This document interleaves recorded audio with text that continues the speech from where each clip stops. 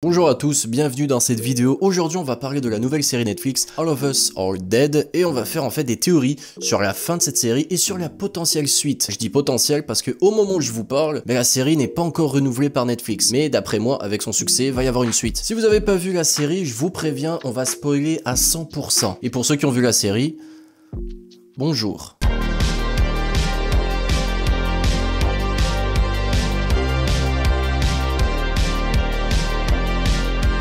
Aujourd'hui on va faire 3 théories et en fait je vais expliquer les théories qui selon moi sont de la moins crédible à la plus crédible, mais je pense que les 3 sont quand même très crédibles, mais j'ai quand même fait un petit classement, comme ça la meilleure théorie vous l'avez pour la fin, donc restez jusqu'à la fin, et pour le watch time aussi, yes. Les théories du cinéma. Et si Namra avait fait un piège aux survivants à la fin de la série? Je m'explique. En fait, Namra s'est fait mordre par le blond et elle est devenue ce qu'ils appellent dans la série une Humbi. C'est-à-dire, en fait, c'est une genre de mutation du virus. Tu te fais mordre, mais tu deviens pas complètement zombie. Tu bouffes de la chair, voilà, tu manges des êtres humains, mais t'as une conscience. Namra, elle est comme ça et elle a réussi, en fait, à ne pas bouffer ses potes. Mais tu sentais que pendant la série, en fait, elle basculait de plus en plus vers zombie, elle voulait de plus en plus bouffer ses potes, si bien qu'à la fin, en fait, elle s'est enfuie pendant que les autres sont partis dans le camp de quarantaine. Parce que de toute façon, Namra aurait pas pu y aller parce qu'ils auraient vu en fait qu'elle était infectée et il aurait tout simplement zigouillé. Et du coup, je me dis, est-ce que en fait Namra serait pas devenue totalement méchante parce qu'il y a quand même plusieurs mois qui séparent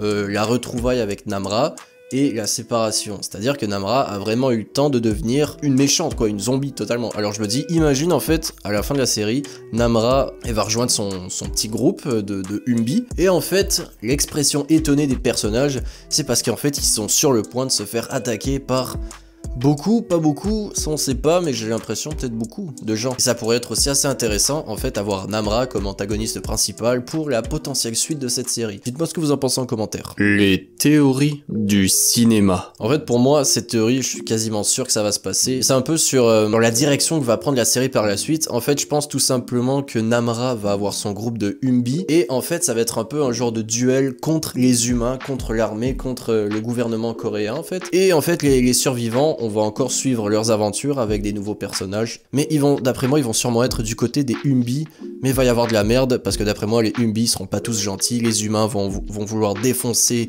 les Humbi, donc d'après moi, c'est une direction que je pense que ça va plus prendre ce genre de direction, personnellement. Et en vrai, je serais quand même très curieux de voir ça serait tellement nouveau. Tu sais, dans un truc de zombie, on n'a jamais vu ça en fait, des zombies avec une conscience contre les humains et finalement les zombies ce seraient eux les gentils, voilà, ce serait du jamais vu. Je pense que c'est une super bonne idée et je pense vraiment que tout est tracé pour cette direction.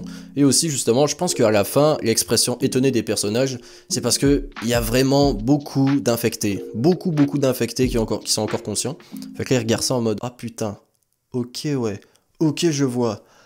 Ah! Je pense à un truc comme ça. En vrai, je pense que ça va aller plus dans cette direction. Mais vous allez voir que la prochaine théorie, je pense que c'est la plus cool et la plus crédible.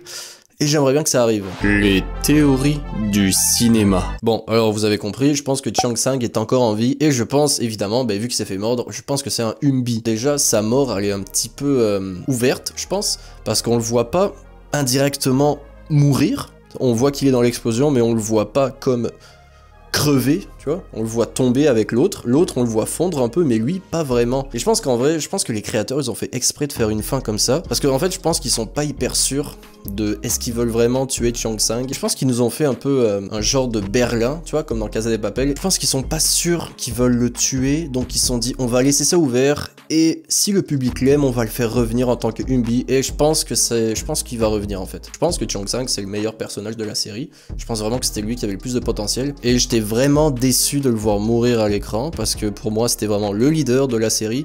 Il fallait qu'il soit là, parce que c'est lui qui faisait avancer les choses, et justement, c'est peut-être lui que les gens ont aperçu. Et alors, à ce moment-là, pourquoi est-ce qu'il serait pas revenu avant? Pourquoi est-ce qu'il aurait fait 0 signe? Bon, ça, c'est des réponses que je pense qu'on va avoir dans la suite. Vous avez bien compris, je pense que Chang Sang est encore en vie. Voilà, c'est tout pour cette petite vidéo théorie. Dites-moi ce que vous avez pensé de ces théories. Dites-moi quelles sont vos théories pour la suite de All of Us Are Dead. Dites-moi si vous avez aimé cette série. Voilà, dites-moi tout ça en commentaire. Likez la vidéo, partagez-la, c'est super important pour l'algorithme. Merci à tous, on se revoit bientôt. Ciao.